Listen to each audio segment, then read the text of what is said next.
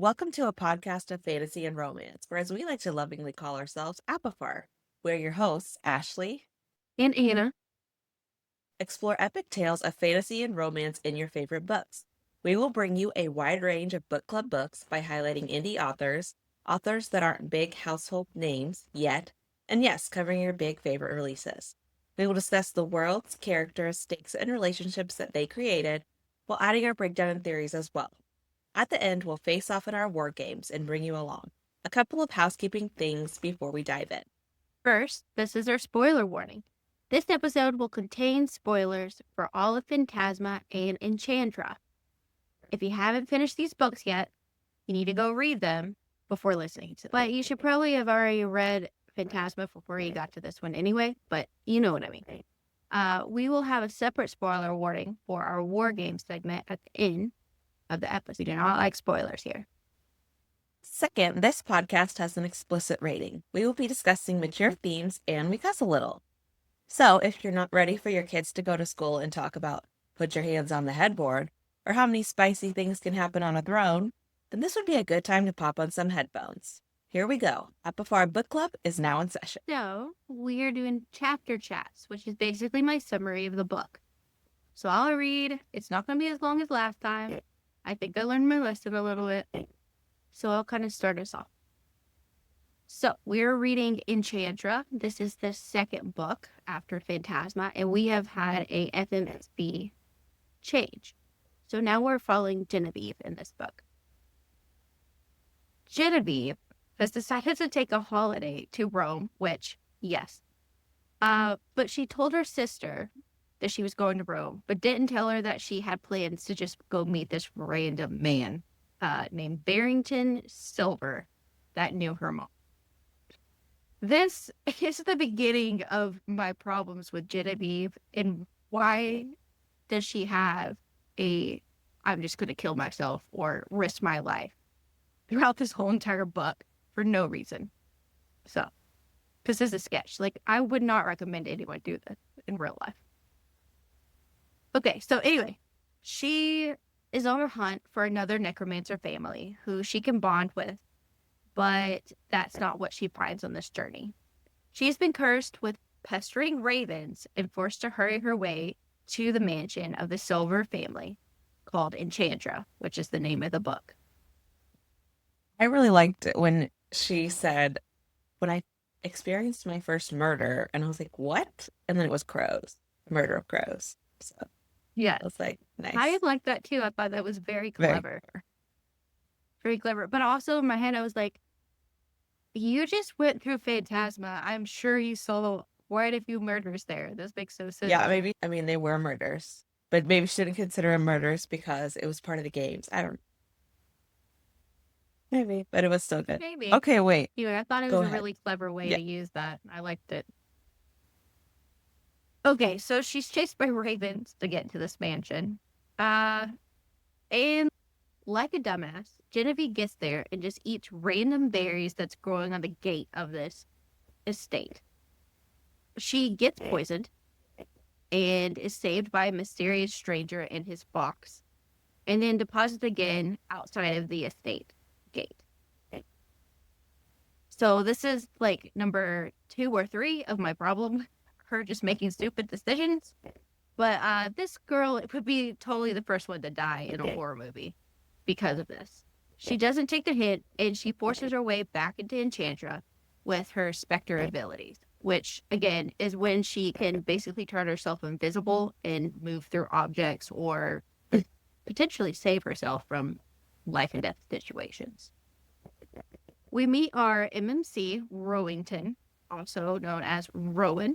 I quite like this guy. He's tall, pale, beautiful man with golden eyes and dark hair.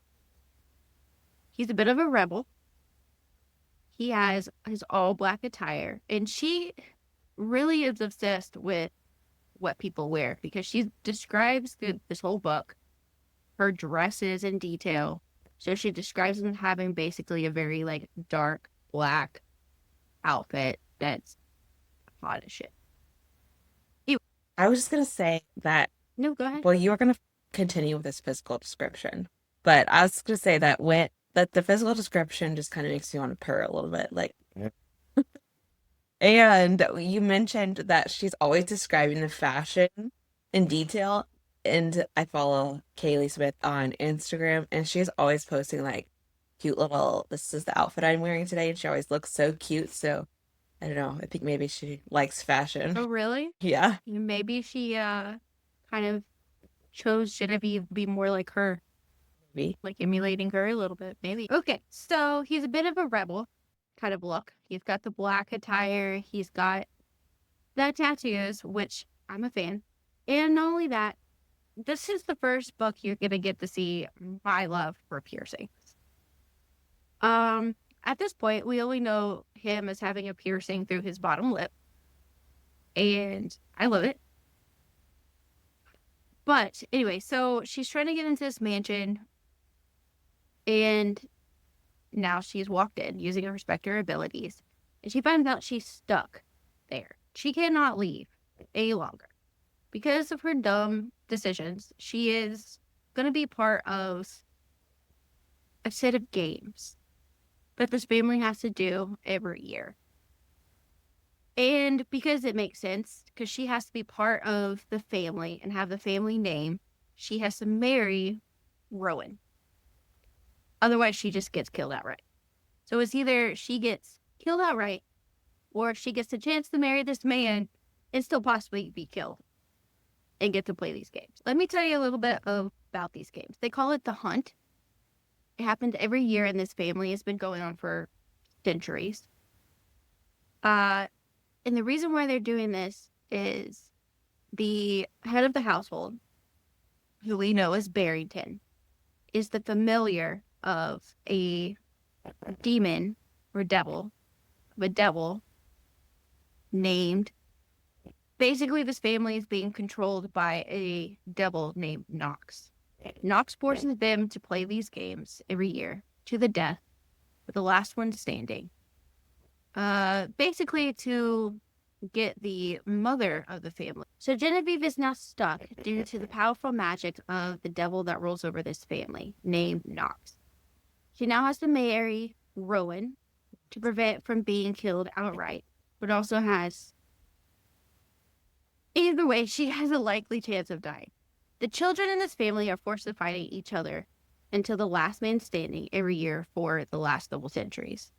They call this the Hunt, and it's described as almost like a Hunger Games type competition, entertaining the people of the underworld as they watch through all the mirrors placed in the house.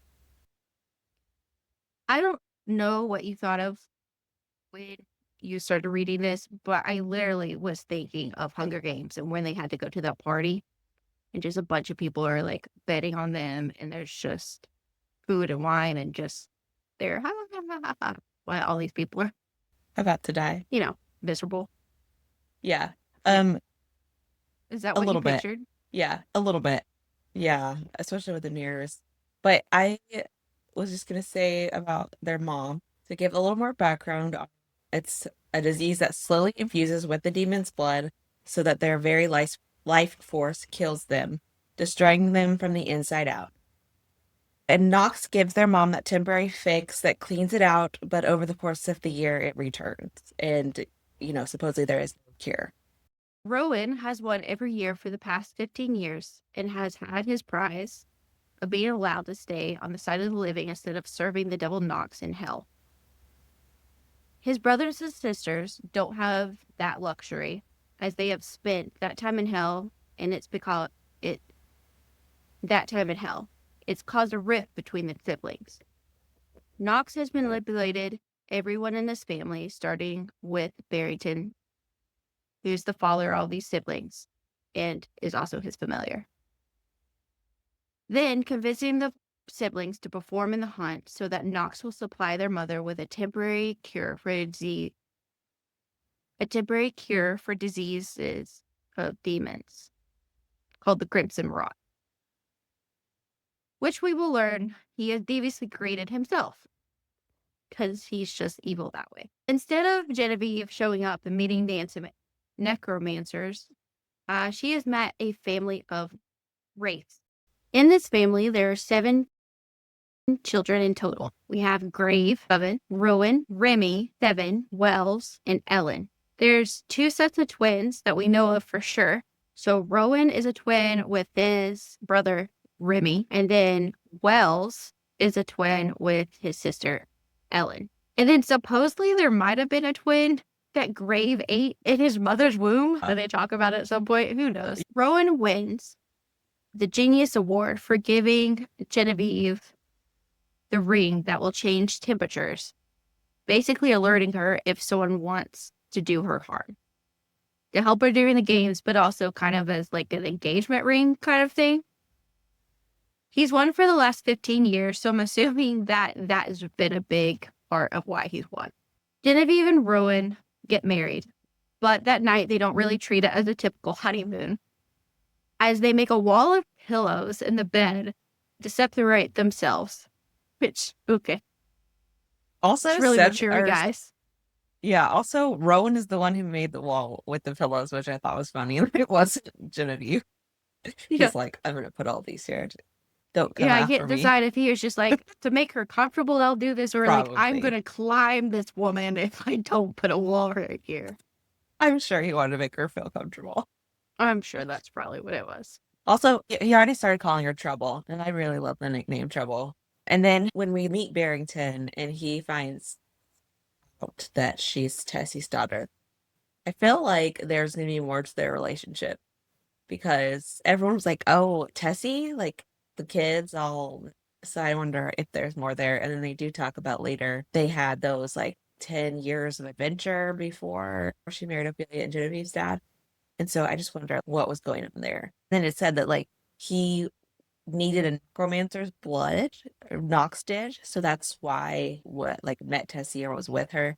And so I wonder why did he need a necromancer's blood? Also in the photo, they both had those soul lock necklaces on. So like who it was in Barrington's soul lock necklace. And yeah. Well, he says at one point that his necklace wasn't the same as her necklace, but yeah, he called it a soul necklace because, well, no, Genevieve just mentions that she found another locket in Knox's trove that she said looked like his necklace. But he specifically says in that part that his necklace was not the same as Tessie's. Yeah. But then, you know, so maybe it's, but I don't know. I feel like it might be something more to it. And Oh, yeah. Tessie thinks that her locket contains something about dangerous. And I don't feel like Angel's soul by itself would necessarily be dangerous. So I don't know if that's going to come back later and there be more to that as well. Or if she's just because it was related to the Prince of the Devils with Salem and all that. I don't know. But I just thought it was interesting. I can see it coming back. I also think it's interesting. I kind of think that Salem's dad, like when he first decided to make that family have the soul locket and pass it down from person to person, that maybe he like put a spell on it to where it's like would imply extreme importance and stuff like that. So maybe Yeah, that's true. why she feels that way. Maybe. And then another thing before their wedding night is that I liked when Vivi bit him in the ass and she says, I bite. And he says, I'm aware. Like later on, he says that. I'm just like, that's funny. There's multiple times in the story that she bites, and I quite like it. Me too. And I think he likes it too. Yeah. Yeah, true. that was cute. I like that. And going back to Barrington, I do think there had to be like maybe a romantic relationship or something else kind of going on. Yeah, so I could totally see that.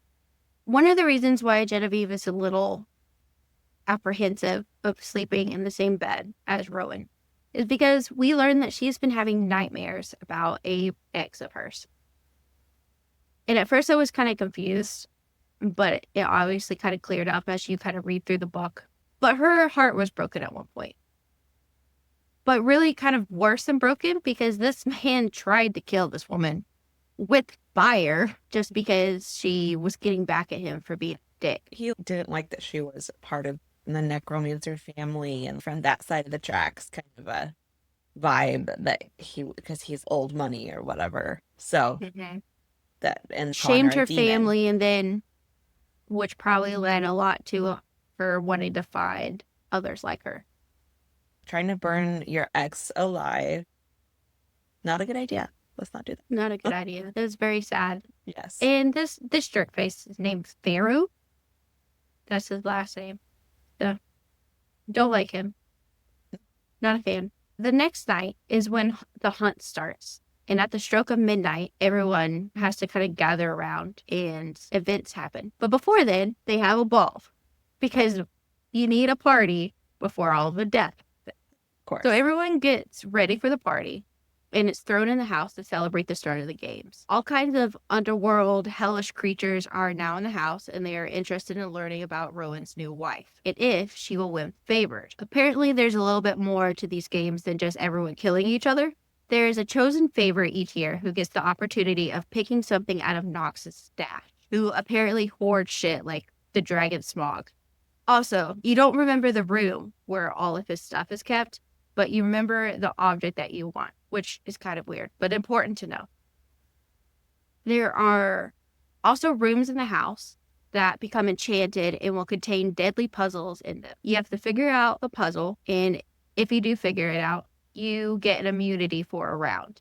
As the party is starting, Nox roofies the newlywed couple because Genevieve takes a random drink offered to her from a devil. Again, not I advisable I behavior. I was Genevieve. like, why can't these girls just listen to the handsome men that are like, I know what's going on here, and be like, hey, okay, what's gonna happen? Give me the information I need. And instead, they're just drink this random drink. Or with Ophelia, it was just, I'm not gonna summon you until 10 minutes into the game. Yeah, I don't Don't know drink what's the wrong with these drinks. girls. Don't drink the drinks. So she drinks the roofie drink. And then Rowan doesn't just randomly drink the roofie drink. He gets tricked into it because he thinks it's just random champagne and then it changes colors and it's the, what do they call it? Passion fruit? The I passion think, fruit drink. So this drink makes them want to spend the evening trying to rip each other's clothes off. And basically, it makes them crave their deepest desire, which of course is each other. I Of mean, we course. love our Shadow Daddy and Shadow Play. So Yeah, a little tease. absolutely.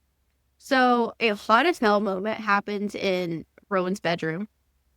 She basically says, I don't care as long as you make me come, which he kind of tricks her into not touching her and having her touch herself and having come.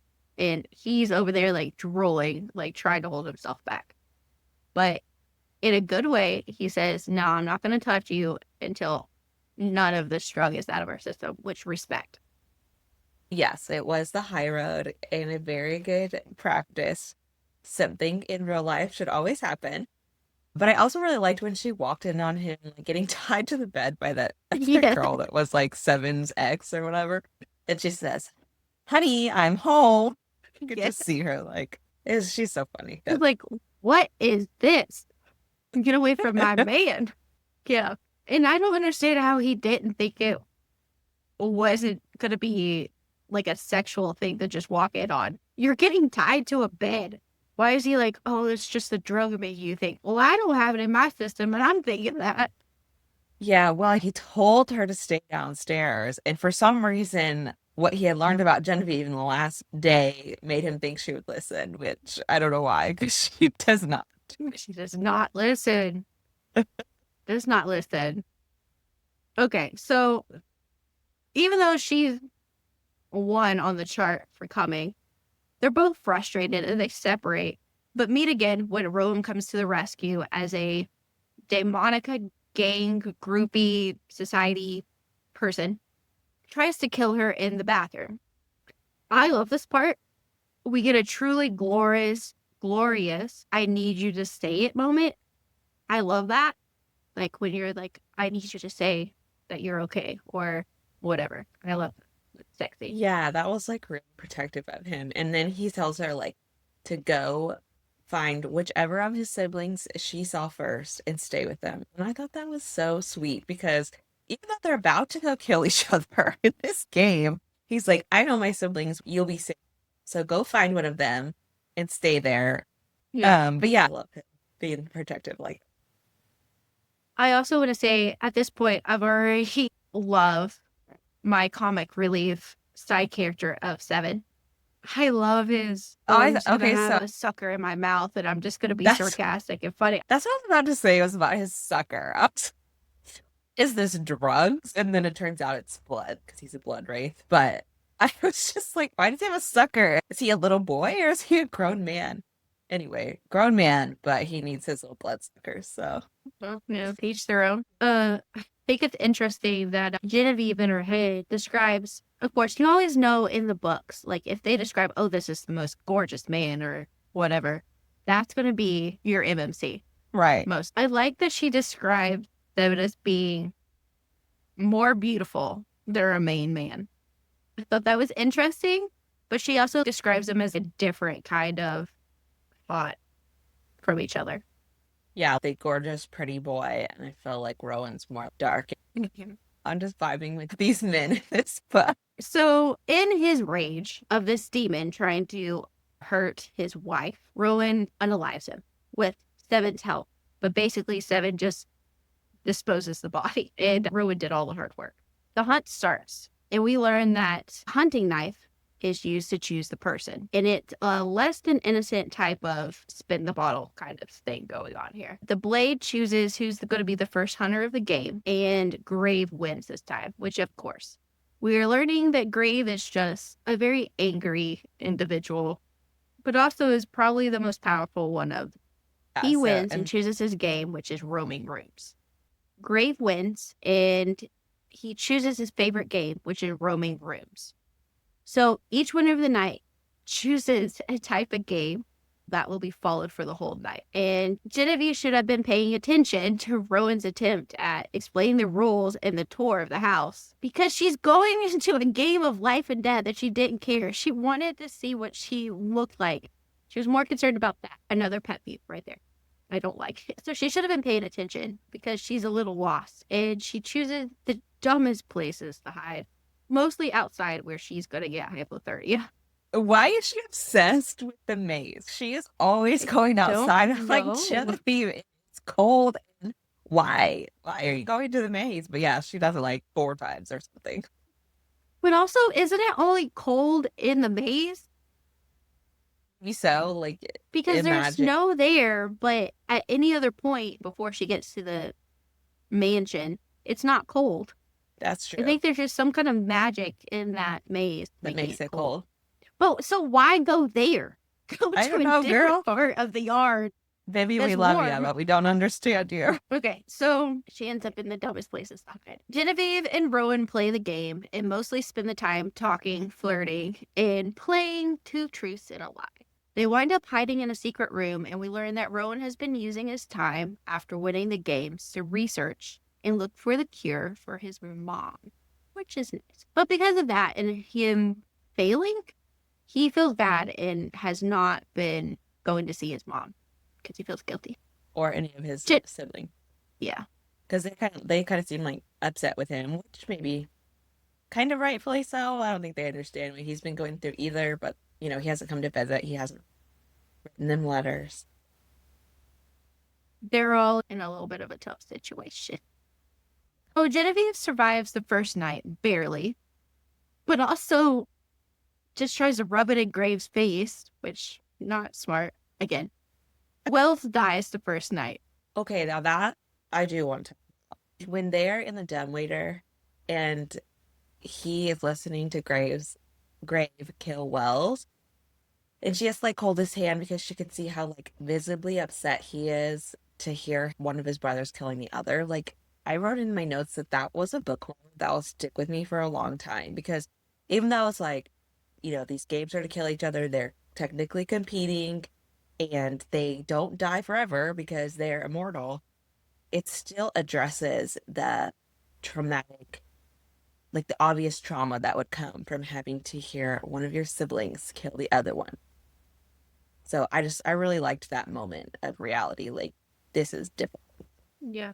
It was pretty heartbreaking. It took me a moment to figure out that he got into the dumb waiter as well, because I thought he was putting her in there and it was going to help Wells. But then when he crawled in, and then it's just upsetting. Yeah. It was sad. Yeah.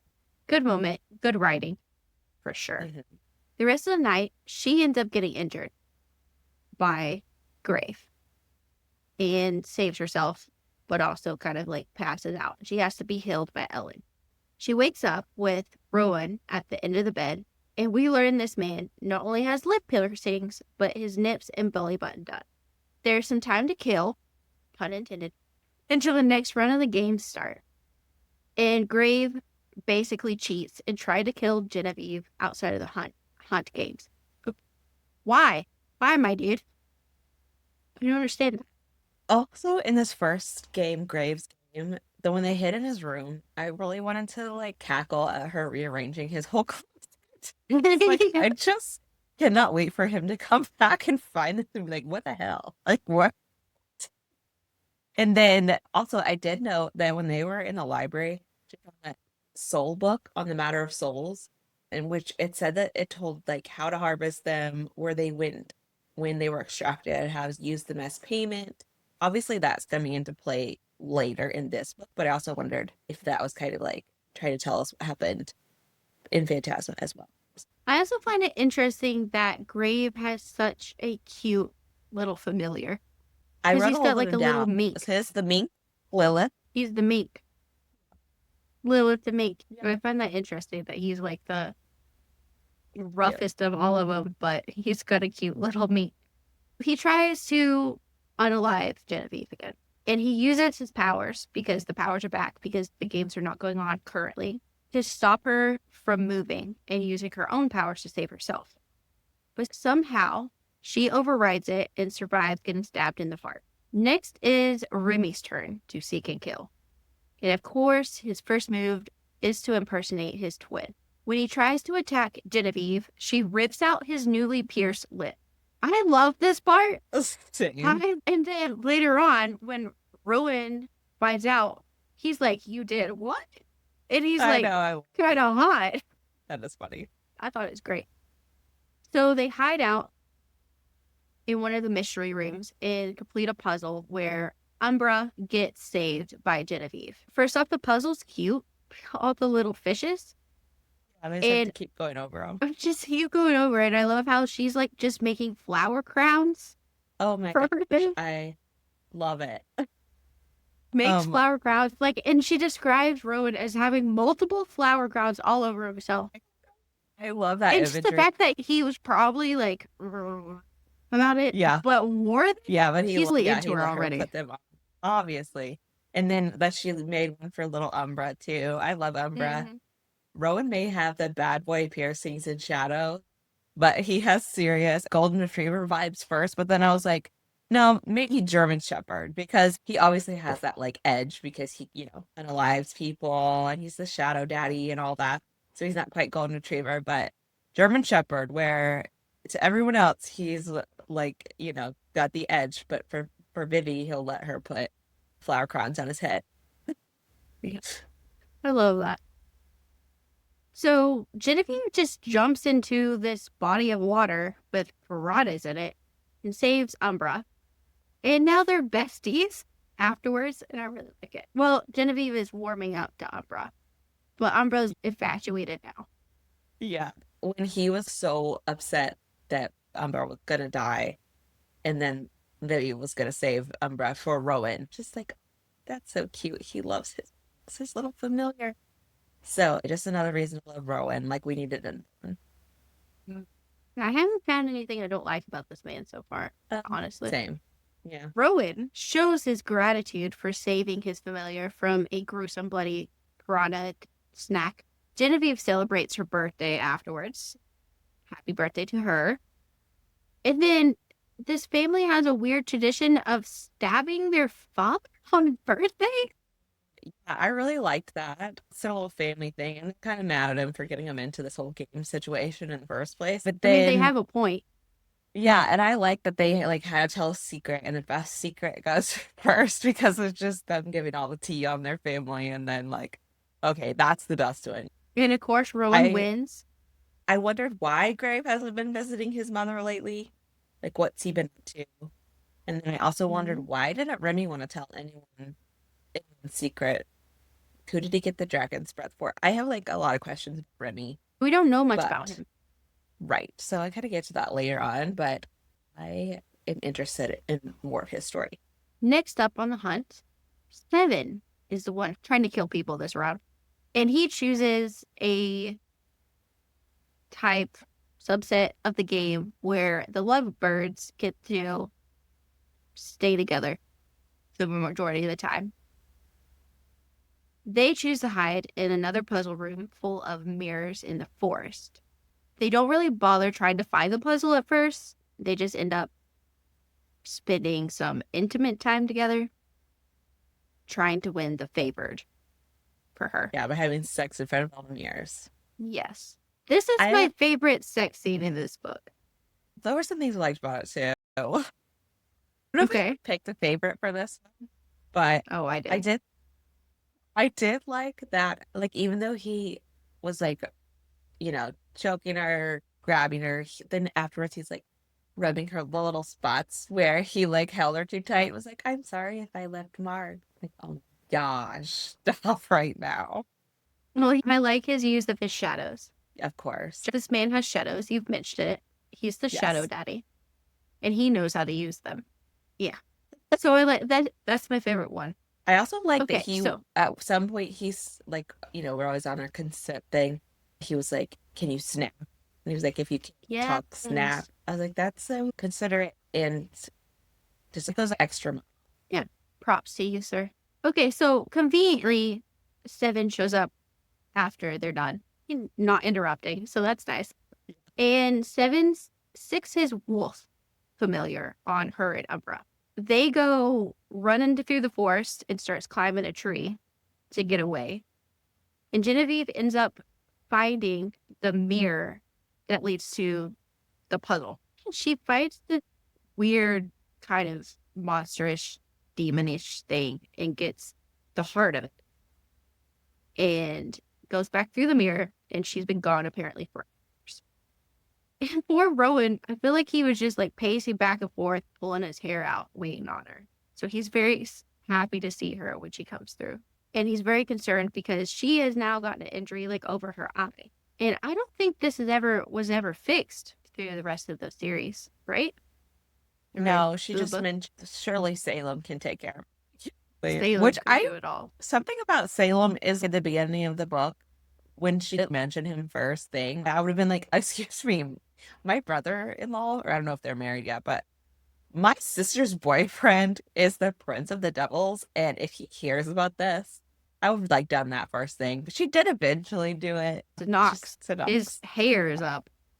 He's Yeah. like, oh, we're gonna have to do something about this. Yes. Okay, so the next night, they use their token to skip this round and spend the day in hell, meeting the family's mother. Also, while they're in hell, Rowan and Genevieve meet a rando that is washing his ostrich. Not a euphemism. And he says that he has the ostrich to eat the mice in his shop. My dude, why not a cat? Why an ostrich? This is hell. That's Is too normal. ostriches from hell? No, it had to be I different. mean, they're creepy looking, but Yeah, and then him, when Seven gets killed, he's screaming in agony because that's how bad it hurts when they die. Like, it's not, you hear, oh, they die, and then we don't see the physical effects until now, but it's actually, harming them. And then Rowan holding his hand, and then having Bevy stay with him while he goes and talks to Knox or whatever. I was like, okay, listen, like, I needed one more reason to love you. All right, this is one of my favorite quotes, and I think we'll talk about that later. Is like, he's about to give her birthday gift, and before that, he says that the light is wherever you are, and I was just like, you stole my quote. sorry, I no, love it. It's we'll so talk about that cute. in our favorite. So he ended up going and getting a bracelet made for her. And that's what he has that quote put on. Because basically he says that I'm the shadows and you're my light. And I love it. Yeah, But you're right. Seven loses and ends up in hell with them. and it's traumatic. And then Knox just walks in and be like, okay, he's dying and in pain, whatever. I need you to come look at all this stuff. So Knox takes her to his dragon trove of treasures and tries to manipulate Genevieve in offering her the cure for Crimson Rot. But if she agrees, she has to convince Salem to return to hell back to his father. Genevieve can't do this because she's going to either feel like she betrayed her or betrayed the man that she loves right now. So she refuses and chooses something else. Because one of the things that she notices in this realm of things, just shit everywhere, is the necklace that we mentioned before that looks a lot like what her sister has. So it's a soul locket. Knox, at the same time, also gives a option to Rowan, gives him a chance of freedom from the games for eternity if he betrays Genevieve and kills her. He doesn't take that offer either. He says no and again admits his love to her. All right, so the next one to die is Coven, and Ellen ends up sacrificing herself in the next round. The group has realized that if Rowan and Genevieve win, then the rules say that the rest of the siblings will continue to play every year, but no one could win the Year of Freedom. Everyone would still have to go to hell. The remaining peeps make a plan. Ellen sacrifices herself, and Grave and Rowan get Knox to make a deal that if Genevieve dies by their hands, then all the siblings will be set free and her soul would be tortured by Knox for all of eternity. Genevieve uses the soul locket and she is stabbed in the heart and, to be safe, stored in the locket. And then technically she dies. So their bargain is still on. All the siblings are going to get out of having to play the game ever again. And while this is happening, Grave is just like holding on to Knox. Be like, hurry up and stab her already, basically. So, corpse is taken to Salem. And Salem, we learned, ends up being very upset about this because he just shows up dead along with a locket, and then everyone just expects him to fix the problem. So she wakes up, and the only reason why this plan works, is that Salem can fix it, bring her back to life, and put her soul back in her body, but he has to take all the memories of the one he loves. So she wakes up and can't remember Rowan out. This breaks his heart, of course, but this man has a plan, basically. So he ends up sending her letters, slowly telling her about himself and about the experience that they had together in Enchantra. And then basically goes to Salem's dad, the king of hell, and says, can you somehow get her memories back? And in exchange, I will give up my immortality. So he does this by using the ring that she thinks is hideous, that she's been using as the mood safety net. Rowan has to offer her the ring, and she has to take it willingly.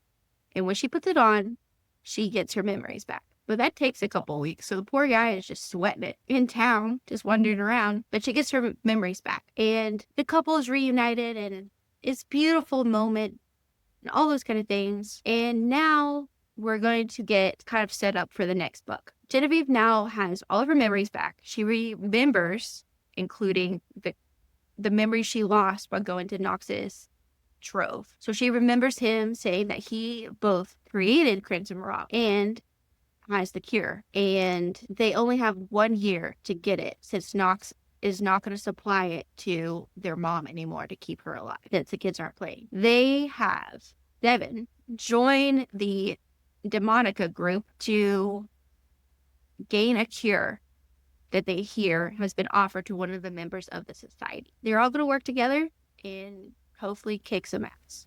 Is what I'm kind of predicting. Yeah, I was wondering if the next book would have Lucy in it too, because there were just some things they said about Lucy, and it was like, maybe it's going to be a Seven and Lucy thing. It could. Definitely Seven. Lucy is at the manor, and in the middle of all this conversation, she meets some of the siblings and stuff like that. So I totally think she's going to come back, because we still need to figure out what she is. Agree. Also, can I just say, I love Rowan, but I love the little nods of Salem throughout the book, including at the end where he's just like eating black licorice, even though he hates this stuff. just Yeah. because he wants to save. It's perfect. He eats the black licorice because he, quote, likes it. And Angel eats the red licorice because she does like it. And it's Yeah. adorable. And she has no idea that he No idea. doesn't like it. And And he he's said, well, like, maybe I'll just, well, I can't decide. I might burn the building down so I don't have to do this anymore. yeah, might just continue doing it forever. And maybe I'll just burn the building down. I haven't decided yet. But But apparently he yes, must have a thing for burning because he also burned down the manor of Pharaoh too. that's true. Well, maybe it's you try to burn my girlfriend's sister. This is what you're gonna get. I'm gonna burn you down. But yeah, I really did like that with say like both of these main male characters. I like Kaylee Smith. Like, how can you write such good man snaps and don't sleep on these books, basically. Great, so that's the end of chapter chat. Okay. So I gave it a 5-star rating. I almost gave it 4.5. I don't even know if that's really fair because that's only because I liked the Phantasma. I say I like the Phantasma relationship more, but then I keep gushing about this one. So anyway, I gave it the 5 stars because the ending where he writes her the letters and then like gives up his immortality and gets her the ring so she can have her memories back. I was just like, this is the cutest little romantic ending. I gave it 5 stars. And I loved Vivi as our female main character. I loved this part of the world and this new games. I liked these games better. Both the games in Phantasma were very interesting and visual. It was interesting to picture them in your head. And these, I felt just felt more raw with this having to kill your siblings kind of thing. What did you think? Oh, and spiciness. I see it depends on how you're rating spicy. Is your more spicy just like number of times? Is it what happens during the sex? Because I still would probably only give it like a 3, maybe even lower. But that's based on like how many times it happens. This like what happens during. I don't know. I'm just like I don't really rate my spiciness on that as much because everyone's got their kinks. So So, chili spice wise, I would rate it a 3. I think it's pretty similar to Phantasma, which we ranked yeah. a 3. And for all the points you just said, it's kind of like a combination for me. I think like the most racy thing that happened in Phantasma was having sex amongst the blood, right? This Yeah. one was using shadows to penetrate. Sorry. And so that makes it a 3.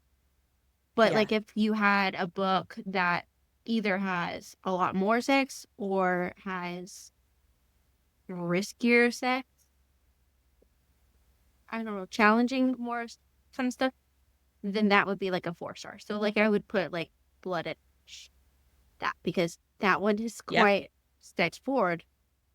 So I think it's similar to Phantasma. I gave it a 3, chili spice. Nothing crazy, but it also has a good balance of sex. For stars, I gave it a 4 out of 5 stars. And it would be a 5 stars for me if Genevieve did not drive me insane with her decisions. I do like her. I understand you still have to have like a main character that has flaws. Totally get that.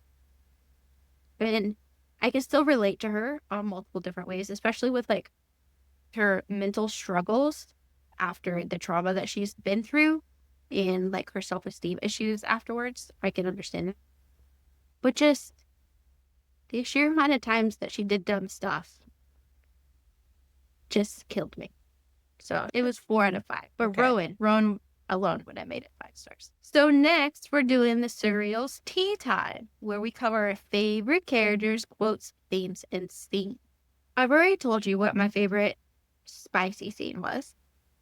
I kind of already told you about my favorite sibling. 7 is my favorite because I also Is have he a your good comic relief side character. Oh yeah, they're 7. the best. But is that your favorite character then? Favorite No, character? side character. Okay. My favorite character is Rowan, hands down, in this book.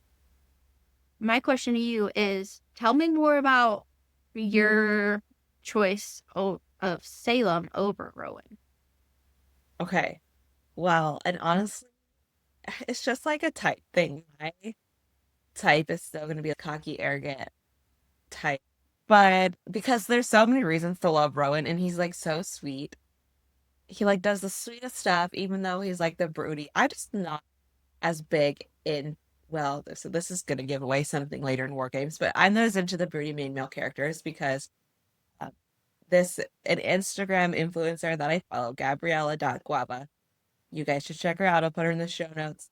We get a lot of our book recommendations from her, but one time she was doing a reel and she was talking about a certain character that's broody, and she said, I am the grumpy one, okay? And I really resonate with that because I am the grumpy one. So I think that's why I don't really like the broody ones as much. But oh my gosh, everything he does is sweet. So it is hard to choose. I love them both, but I think at the end of the day, it's just that the cocky, arrogant, giving the girl a hard time character is just that is what I am married to. I would agree with you with Salem's character. I think I like more with the cocky attitude and stuff like that. But Rowan visually is Oh, more my visually. speed. Yeah. Because I like the tall, dark, and handsome shadow daddy, using his shadows as extra limbs, tattoos, piercings. I love all that. When he showed up at the door with his lip piercing, I was like, oh my gosh, Hannah's gonna love this. And did you ever mention his other Yeah. piercing? Did I miss that? Oh, I didn't. Well, Yeah. spoiler, but not because you've already read all these dang books. He's got a piercing in his cock as well. So Yeah. what has he got? So He's got both nips, belly button, lip, cock. I mean that's a lot. It's a Perfect lot. for you, Anna. But it's a lot. It's more. He's got the most piercings out of all the ones I think we've read so far. I think so. Actually, but yes, I like it. So you like Rowan more than Salem? Are you like so character wise? You said you liked Salem more. Visually, you like Rowan.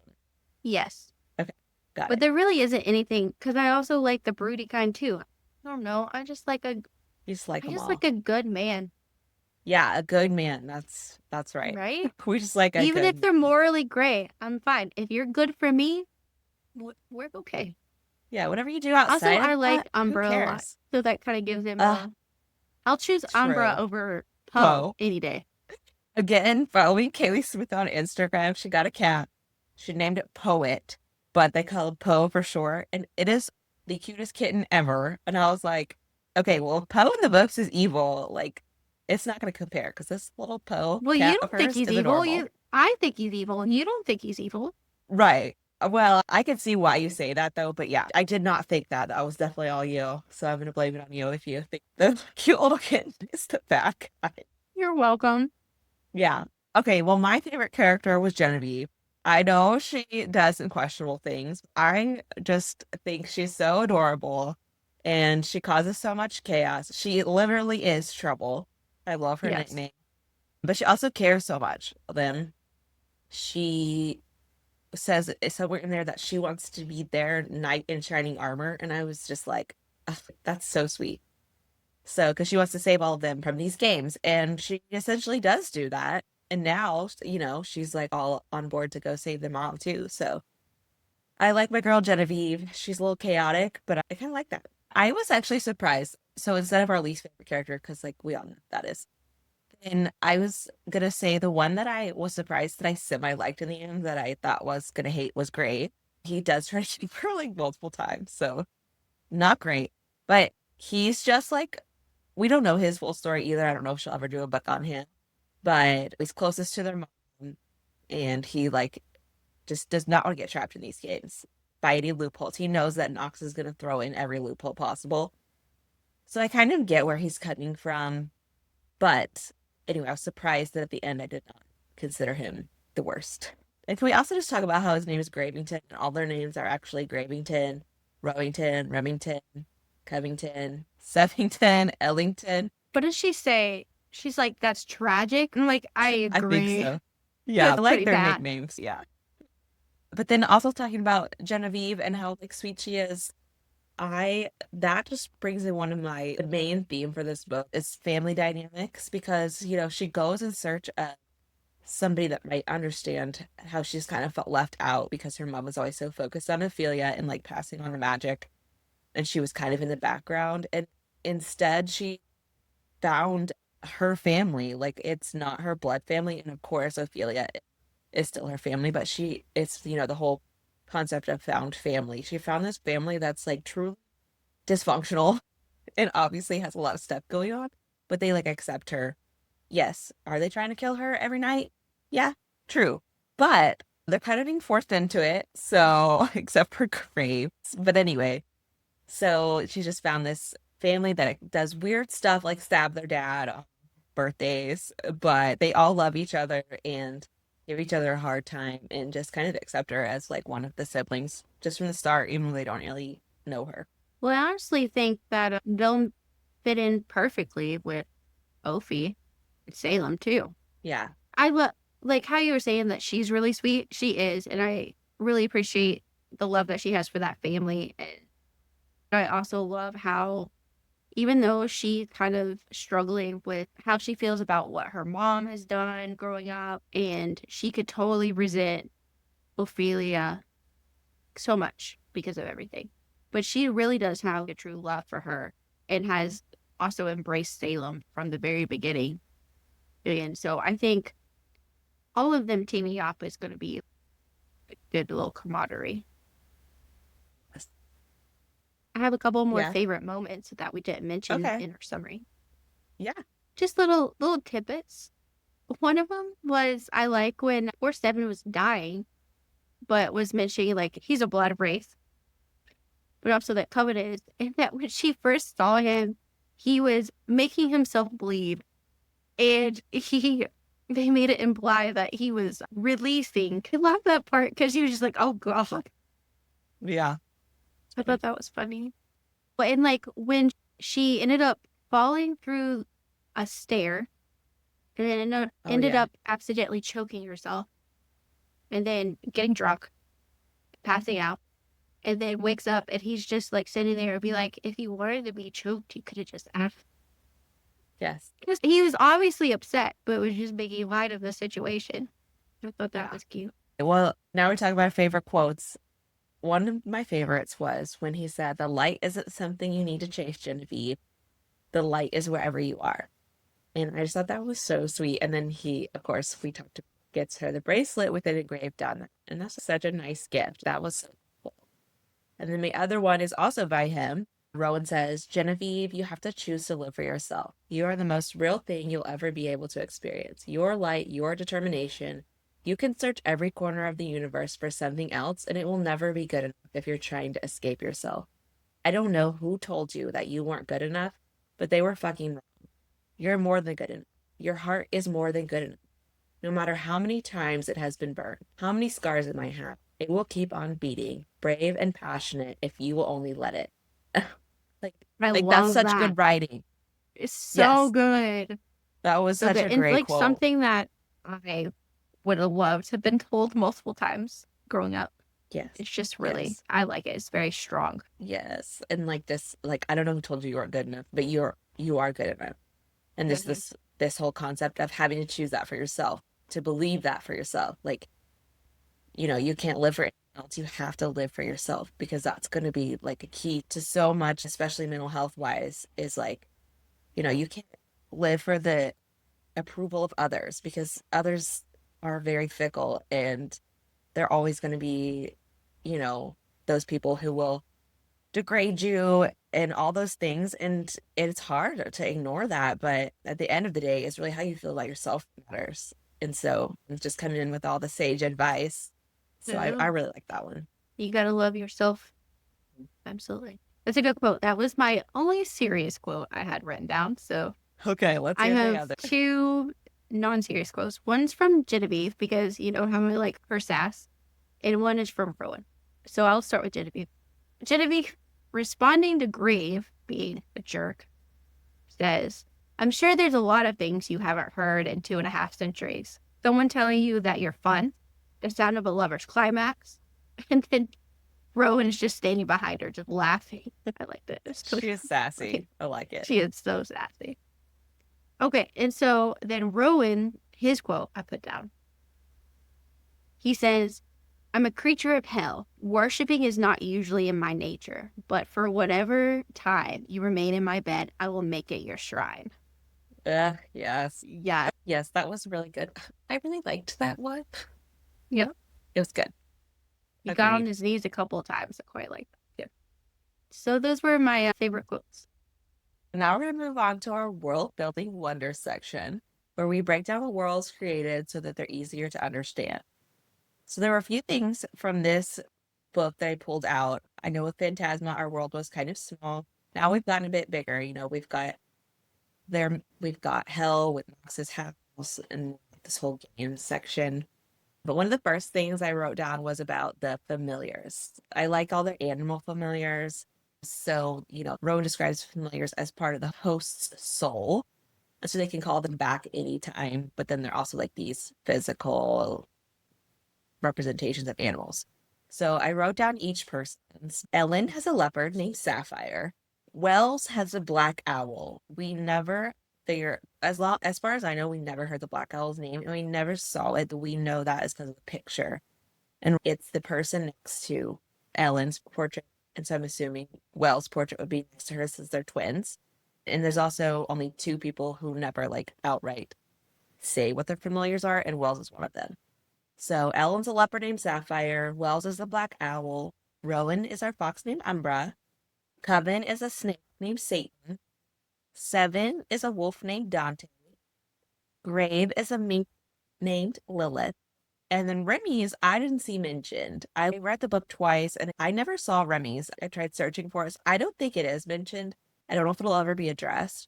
But Remy and Rowan are twins. And there seems to be this huge rift between them. And so in trying to like wonder about that, what that is, there was also mentioned that they have tried this marriage loophole before with a different sibling, and they never said who. And so at first I thought maybe Grave just because he was so cranky and like against this whole thing. But I'm wondering if it could have been Remy because there's this big rift and like they were obviously totally going to kill Bibby. They could have. Like she would have died and then she would have been no more. So that clearly happened with one of their partners. One of their spouses has obviously been killed. And so I wonder if it could have been Rowan that killed Remy's partner and maybe even his familiar. And that's why it's not mentioned. And that's where the big rift came from. I mean, that would be a really big rift. I think that would be hard to get over, even though it is part of the games. And they were totally going to do the same thing to Vivi, but I don't know. It's just a theory. What do you think? That's a good theory. I could totally get that. I do think that they implied multiple times that they had tried the whole marriage loophole before and it didn't work out. Yeah.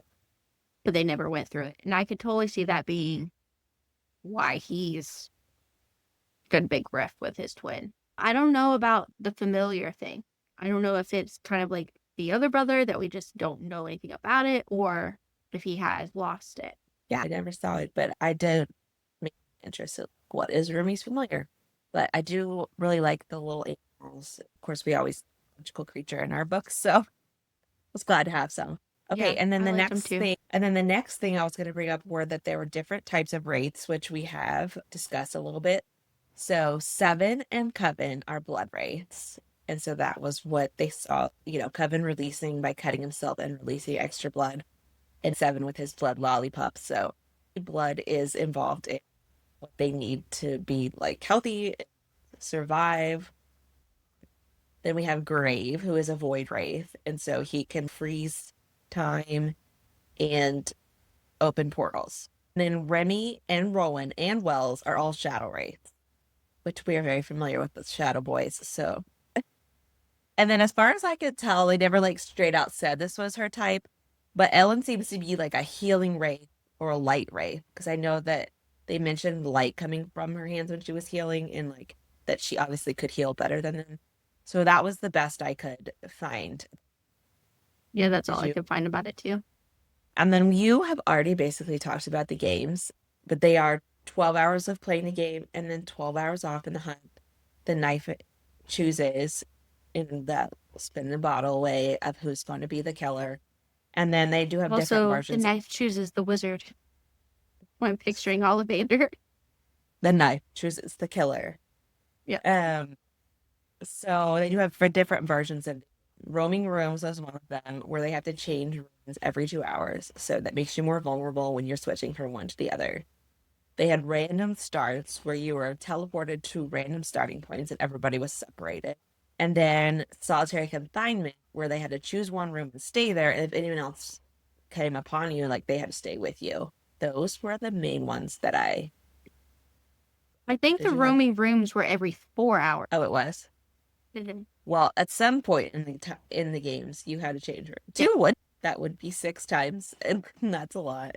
So you're probably right. It's probably.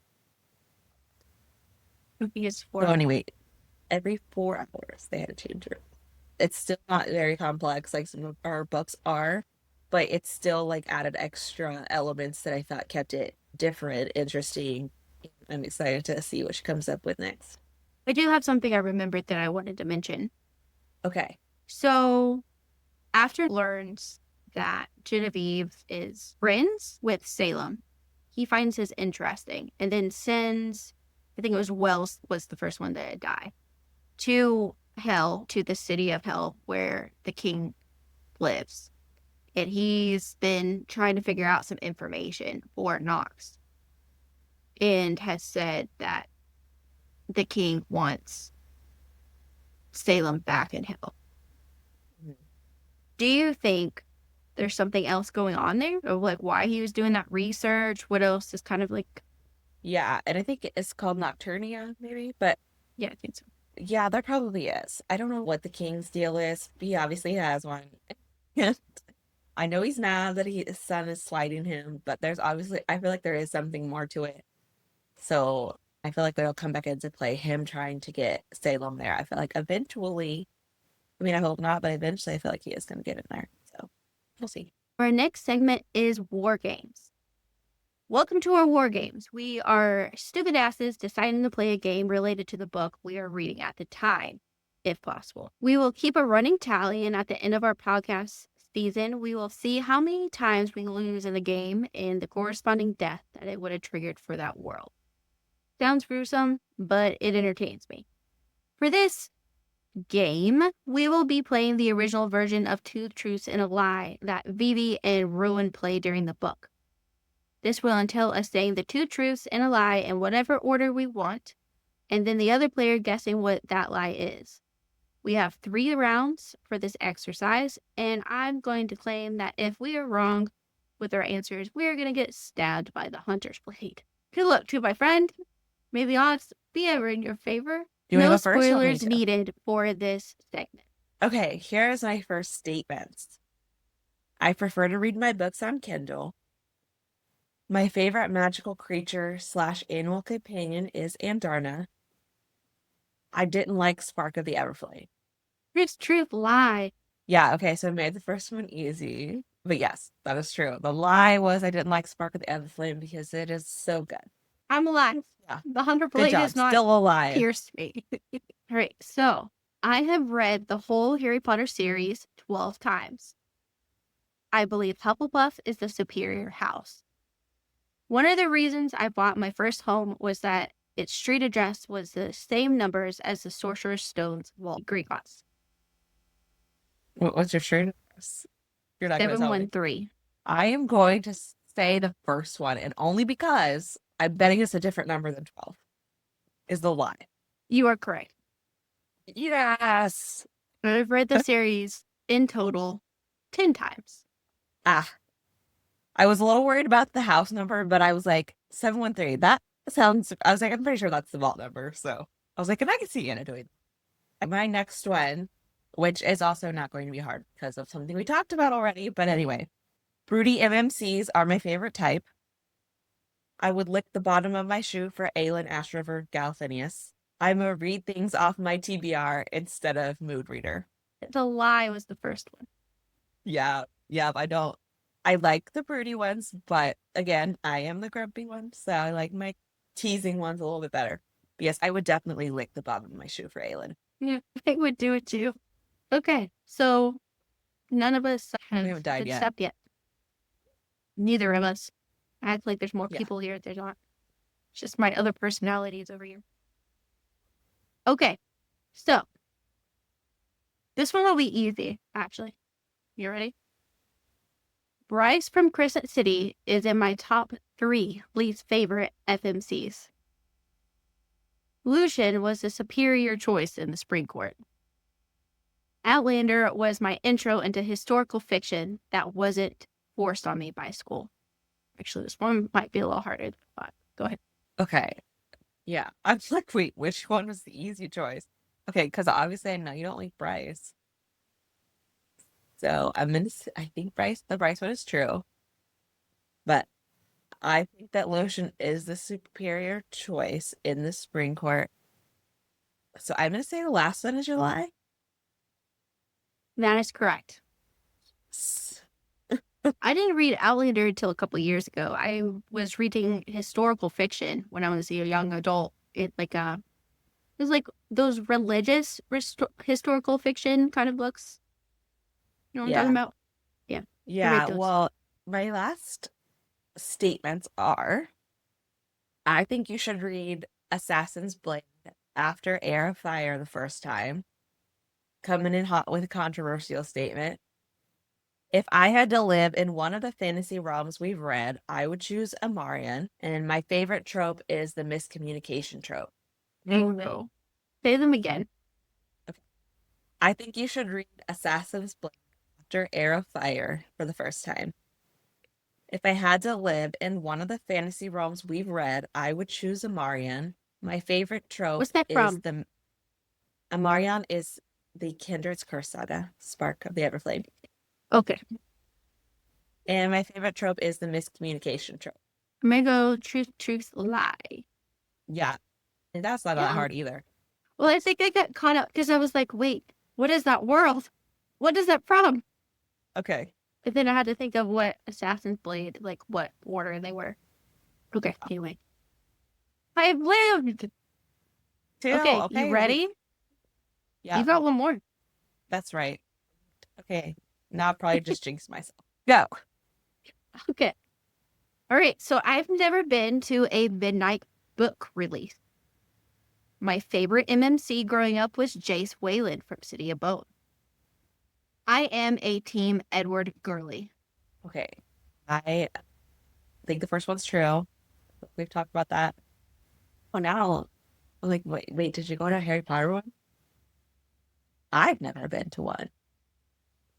And now I'm totally second guess myself. I think I'm going to die this round. I mean, I know we love Jace Wayland, but I'm like, was it your favorite growing up? And what was the last statement?